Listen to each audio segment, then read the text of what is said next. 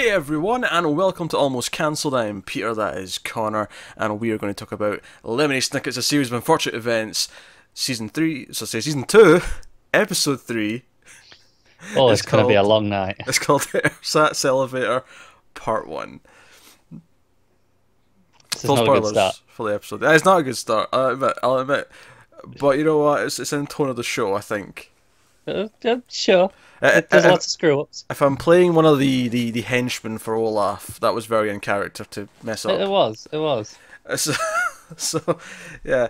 So, we didn't actually get like a full straight-on reason for why they're leaving the school. They kind of just already are. Yeah. Like, Mr. Poe's already taken them elsewhere, which is fine. Of course, I mean, that's just, just commiserate that Carmelita is not in this episode and is just a moment of remembrance. Is probably not going to be back for the rest of the season. Do you know what I do love though? Yes. My YouTube is I have not searched for anything unfortunate events related really. I've not searched for anything to do with Carmelita specifically. My YouTube page is already giving me suggestions of Carmelita's greatest moments videos. And I love it. She's a hit. Spin-offs are happening. The spin-off's happening. Yeah. It'll just be called Her Name is Carmelita. I'd watch it. That or Cake Sniffer. What's that too? Yeah. Of course, for the finale, actually, we're going to have to get some cake in so we can sniff it. You do you. At the end of the review, just sniff some cake. We have to do that. But anyway, so what happens in this one? So they get taken to friends of the parents. Tony Hale from Arrested Development is the dude, and then his wife is an actress who I've seen several places. Lucy Punch, her name is. I couldn't have told you her name was though. I just knew her voice as soon as she started speaking. It's a voice immediately. Yeah, and he's like the sort of guy who's he's married her, and she's the one who's very eccentric and has all these very particular things. Particularly, she's obsessed with what is in and what is out. Yeah, it's really a take on high fashion, because even before they get their pose, like, oh, this is the most fashionable block, even though it's really close to where you used to live. It's something like 3 blocks over, but this is way more fashionable. Yeah, because when they first go in, lights are out and dark is in, so it's just candles. There's no lights on, and the elevators are out. Yeah, but the stairs are in, so you take stairs, and this is just very. Can I just before we move on? Screw that. 43 flights of stairs. Screw that. I don't care if elevators are in or not. I concur. Honestly, if I have a criticism of this episode, is that those kids were not clearly tired enough when they got to the top. They should have been crawling on their hands and knees in pain. I used to live on a 12th floor, and that killed me going up the stairs for that. Yeah. And I used to do that every day, and it still killed me. Go watch Ghostbusters again. Watch the scene where they have to climb the stairs. That was more realistic, where they're sort of breaking down halfway up and like, we can't do this. We can't even make it to the final boss. Oh, I've been there. Yeah, I've been there. Going down's easy, but going up. Oh yeah, but after a drunken night out, trying to get back into your flat. Oh boy, it's hard to climb up that many stairs. So they're up here, and there's like, pinstripe suits are in, and those horrible uniforms are out. So they're wearing pinstripe uniforms now, or pinstripe suits, I should say. But of course, orphans are in, which is why they're here at all. Yes. They're only here, which made me think. So is this two-parter going to end with them just saying, "Oh, orphans are out now"? Because things are going in and out constantly throughout the episode. They go to a restaurant and they get a newspaper saying, "These are out." Oh no, we have to leave. That's like a big joke at one point. Is the restaurant? By the way, who says salmon? Was it just for the salmonella joke? Is that the only reason why I kept saying salmon? I think it was, and just the heightened eccentricity of the show in general. Oh sure, okay. I'm just making sure that people don't actually say salmon, because that was really. I really hope not. Starting to irritate me after a couple of times. Yeah. Right, that's okay, because when it said salmonella, I was like, oh okay, so it's a play on obviously salmonella. Like, so I'm like, what's their specialty? Like, poisoning you with chicken? Like, Yeah. No. So, that'd be too easy. Yeah, it would be, but like it started to bug me after him. I'm like, almost everyone's saying it as well, which was really getting to me. Yeah. Here's what I liked about this episode, right? In comparison to previous episodes, I think there was a nice change of pace into how it was playing out. Because I feel like the more we're going, the more that this secret society try to like help them, is becoming more of a factor in the show. Because we had Nathan Fillion, of course, who was on the hit television show Buffy the Vampire Slayer, playing an evil priest, of course. Like I appreciate that if you're going to keep doing the reference every episode, I've truncated you're it cutting it down to just straight to Buffy. Not going through the side route. I've truncated it until, of course, I mean, I'm hoping there'll be another guest star at some point. It was on Buffy, and I can switch, but there might well be. For now, we're going here. Of course, I think the long way around it last season was Neil Patrick Harris was in How I Met Your Mother with Alison Hannigan, who was Willow on the hit television show Buffy the Vampire Slayer. So, yeah. It works. So I feel like the kids have an accurate, clear goal. They're trying to find the Quagmires. So they've got a goal. It's not just surviving and getting away from Count Olaf, because I feel like this really bucked the trend of Olaf just kind of like tormenting the kids I mean, I enjoy that, don't get me wrong, but instead he was busy trying to like wine and dine the couple, and the kids were trying to find the other kids themselves. Yeah. And meanwhile, we had Nathan Fillion recruiting the librarian, who's like not giving this up. She wants to try and figure out what's going on and help. She's got a name now. She does have a name. What was her name? Olivia, I think. Was it? There you go. Olivia Caliban. Olivia Caliban. There you go. So that's the funny thing. I like how we knew it was going to be him as soon as she said, "Let me call you a taxi." Like, that's his thing. That's the phrase now. It means Fillion's coming to the rescue. And for her first mission, they do like old school Batman and Robin up the side of the building. I love it. Suction guns. Suction guns. Yep. Yeah, and their safety rope is tied to each other. Exactly, they're going up together, not down, up. That's an important distinction. And Larry's around, and then the secretary's there as well. Like, they're all in the restaurant, and they're intermingling, and like he's passing secret messages to the kids. I mean, they're not that secret, but luckily all the adults are complete idiots, so they're secret enough. That's long established though, so it's fine. Oh yeah, it's definitely established in the show, absolutely. And of course you've got Olaf being this eccentric foreigner named Guntar, who's like just from a faraway land. Yeah, this thing, they actually they stump him by asking where he's from, and he's like, a faraway lad. Like, you sound kind of German, just go with German. Yeah. It's the same bit as well in the restaurant where it's like, I've translated it into the menu into your language. It's like, but which one? You don't know where I'm from. It's like, I translated to all of them. No, it was opposite way around. He said I translated it into your language, but I'm fluent in many languages. How could you know which one it is? Well, you won't have a problem then, will you? Okay. I thought that's what he said. He translated to all of them. But hey, so that's the whole thing. So you've got all this going on. The kids are trying to get away and go find them, which results in the ending of the special second elevator shaft, which is only open on the one floor at the top. And you've got the baby making puns. Baby's making, yep. Someone mentions, it's this and this, it's just a shaft, and then the baby says, I can dig it. Subtitled, of course. Of course, but there's something about a baby making puns, isn't there? Yeah, they make a little parachute, or not parachute. Yeah, kind of a parachute. It's like the basket from a hot air balloon with the parachute. Do you know what? It threw me because I didn't think that's what they were doing at first. I was actually, because they were getting all the rubber bands. Yeah, from the big ball. So I thought they were doing like a bungee style thing. I could have seen Sonny bungeeing. Right. I thought we were going to make a bungee for the basket almost and go down with it like that. Yeah, I could have seen it. And obviously, we end the episode with them getting to the bottom, and the Quagmires are in a cage at the bottom of the elevator shaft. Because of course they are. Because of course that's what they are. Well, the other big running joke that takes up a good chunk of the episode is actually that this penthouse apartment is so big. It's got 70 plus rooms that you can get lost. So we've got a lot of like them getting a tour whilst Violet's running around trying to like see if there's a bowling alley. There's multiple dining rooms. The casual one's just the same as the formal one, except the painting's like got more of a casual person on it. That was the main difference.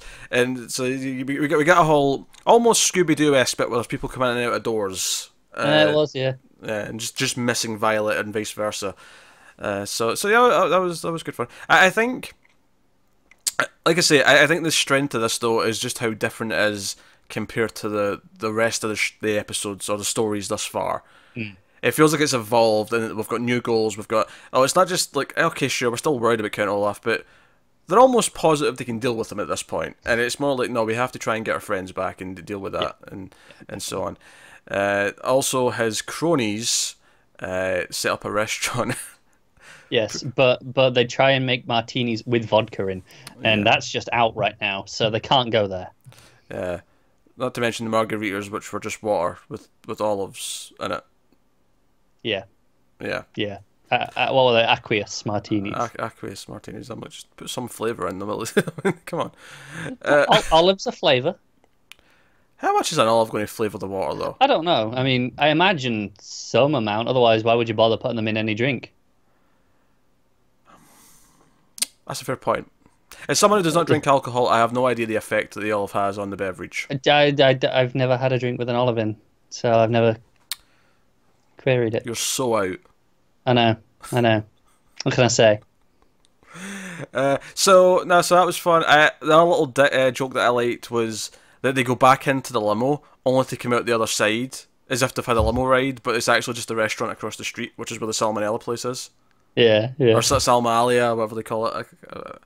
Was it salmonella? I think it was salmonella. I think it was salmonella. It was something salmonella. Because I laughed at it because it looked like salmonella, or sounded like salmonella at least.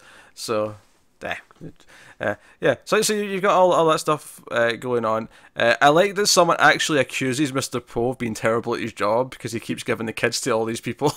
yeah, that was fun.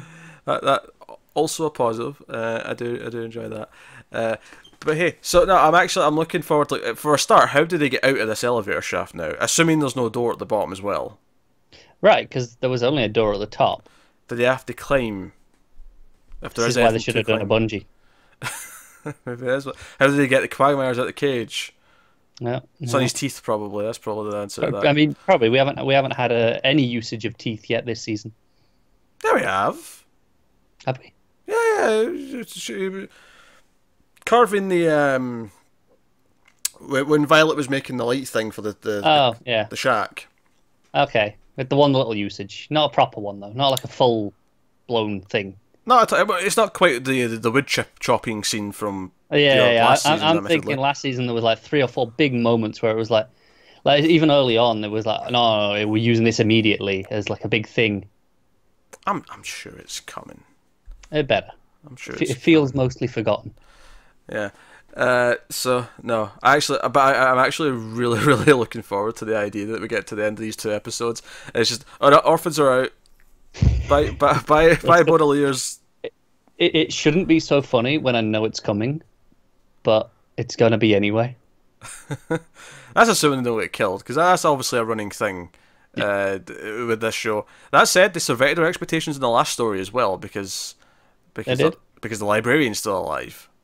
Yeah. In fact, no one really died last time. No. Well, they've neutered the show. The body count's down. Well, they couldn't kill all the kids. Of course they can. I mean, kill them left and right. I mean, yeah, but let's be honest.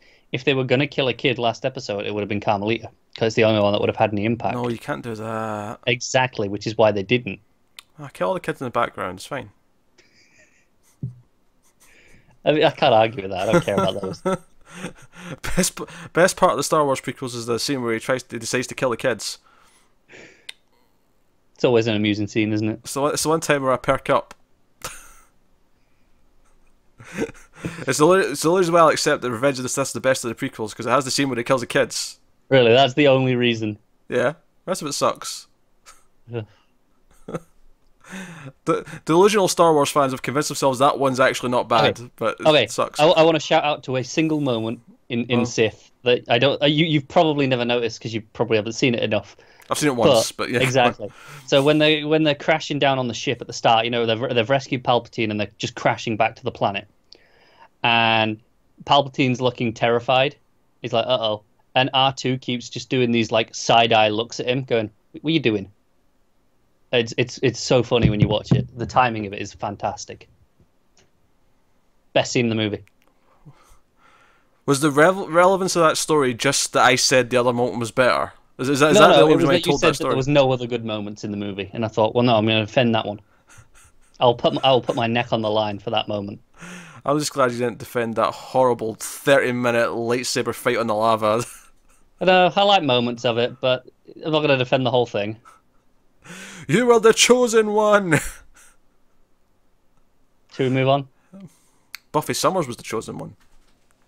There's lots of chosen ones in all of TV and movies. We'd be here all day. Yeah, but she's the real chosen one. For God's sake. Don't try and tell me Harry Potter's the chosen one. He ain't. He's a chosen one. Nah, he's the offspring of people who were already entwined in the plot. Not chosen. Absolutely not. The whole point of Harry Potter is the prophecy about him, and he was chosen to be the one for the prophecy. Who chose him? Voldemort. Oh, that's different, no. No, it's not. It was a prophecy that could have been about two people, and he chose it to be about him. Therefore, he is a chosen one. There's a prophecy, which is, that's oh my God, I could choose you, you'll get me a slice of cake, and that makes you the chosen one, but that's not what we're talking about. In the context of the chosen one is someone There is a prophecy about him doing this. That is as chosen one as it gets. No, if there was a choice between two people... It's still chosen one. A character of the story still made the choice. Oh, never mind. Let's move on. Yeah. That was going to get yeah, Lemony Snicket. We got some moments with him. Obviously, he was in the fish outfit at one point, like Larry was, which was amusing. But I did like his opening bit where he's going up the little spiral stairs in the sewer. Yeah, telling us about anxiety and nervous. Which very neatly paid off at the end, because it kind of came back. Because there was a couple of things right after he did that where someone said, "Oh, I'm nervous. No, I'm anxious." But at the end, when they're looking down the elevator shaft, it came back, and it was like, "Okay, we've got a nice little bookend for the episode." Yeah. Also, the continuing thing of that long thing that the librarian said when she left the school last episode. Oh yeah. She repeats it a couple of times, yeah. Because then Snicket repeated it at the time, said, "Oh, but you don't need to hear that twice." But then it's the secretary says it to her, and it's like, okay, this is going to be a thing. Well, not all of that. She said it to her, and she goes, "What did you just say?" And then she says it again. So she says it again. So it was twice again. Twice again, yeah. I think it might always come in pairs. Yeah, I feel like that's going to be the running gag. Yeah. Yeah. But there you go. So that's episode 3 of season 2. So just something that was in my mind. I was like, this feels a lot more familiar than I did last year. I figured out why. It's the soundtrack is very similar to The Shape of Water. All right, okay. You'll hear it now. There's a lot of really similar pieces. Okay, all right. But season 1 was before Shape of Water, so no, it was. I'm just saying it's more familiar because it was that was only a couple of months ago, and it's fresh in my mind. But hey, so that was episode 3, which is obviously part 1 of this book, the something elevator 6th book. I was thinking of the numbers, but yeah. But yeah, so obviously we'll be back with the next part, hopefully tomorrow. So you can look out for that. But otherwise, that is so. Let us know what you thought of this episode in the comments below. Like, subscribe, all that stuff gets in the Twitters at mailed_fuzz for channel updates. If you want to support the channel, head over to patreon.com/mailfuzztv. There's a link to that in the description. But otherwise, thank you once again for watching or listening. We always appreciate it. Keep watching TV. Have you got any vanilla?